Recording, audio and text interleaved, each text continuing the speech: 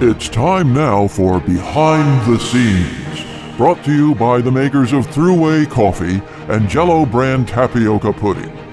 Today, we take an exclusive, in-depth look behind the scenes at the gossip columnists of the Wall Street Journal.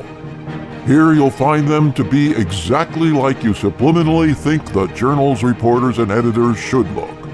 Let's join them now behind the gold-trimmed oak gossip desk as they plan today's newspaper. Good morning, Melisande. Good morning, Al. How are you today? I'm doing fine. I hear you've got some new gossip. Well, I've been looking over the news today, and there's a lot of things going on in Washington and down in South Carolina and up in New Jersey, and I don't know what to write about today. Have you got any ideas at all? I do. There's a very famous couple that are celebrating their 50th wedding anniversary today.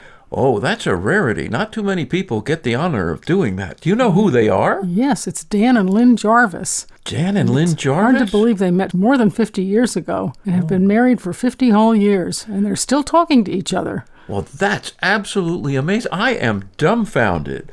They don't look anywhere near old enough. They're well preserved. They're two of our favorite readers. They are. Yes. As a matter of fact, Dan has issues of the Wall Street Journal going all the way back to the 1890s when the paper was first published. Oh, my God. And he's making headway. He's going to retire soon, any day now, I hear. So he can just devote himself to the Wall Street Journal. Yes, I believe that's his plot. So have you heard where they're going to be dining for their special event? You mean tonight? Yes. Oh, I don't know. Did you get an invitation? No, I think they're trying to keep it secret. You mean... The last I heard was she said Chick-fil-A, but I know that's just to put us off the scent. She doesn't want any paparazzi hanging around, ruining their evening. Especially paparazzi who happen to be carrying COVID right now. That's true. Well, gee, I wonder whether they invited anybody from the Wall Street Journal. That's a good question. If they did, no one's owned up. I feel a little slighted if they did. Especially since we handle all the gossip. Well, now, where on earth are they right now? Where do they live? They live on St. James Island. Isn't that near Charleston? Yes, it is. Wow. Maybe they even have a Charleston address. Possible. Wow. They are from the upper crust, you know. No, I thought they were from Princeton Junction. You silly man, you.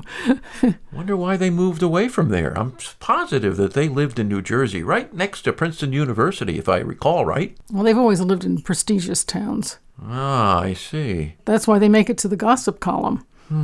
So they're down there in James Island where people park their cars on the lawns. Silly you. The real reason they moved down there was for the tennis. Lynn is a very good tennis player.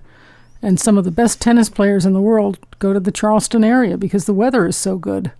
Melisande, I have a great idea. What's that? Well, don't we have a little Veuve Clicquot left over from New Year's? Oh, I think we do. Right back there in the office refrigerator, I think. If no one else has gotten to it. I have a great plan for that Veuve Clicquot. I think that we should raise our glasses to the 50th anniversary of the Jarvises. N'est-ce pas? Ah, c'est une bonne idée.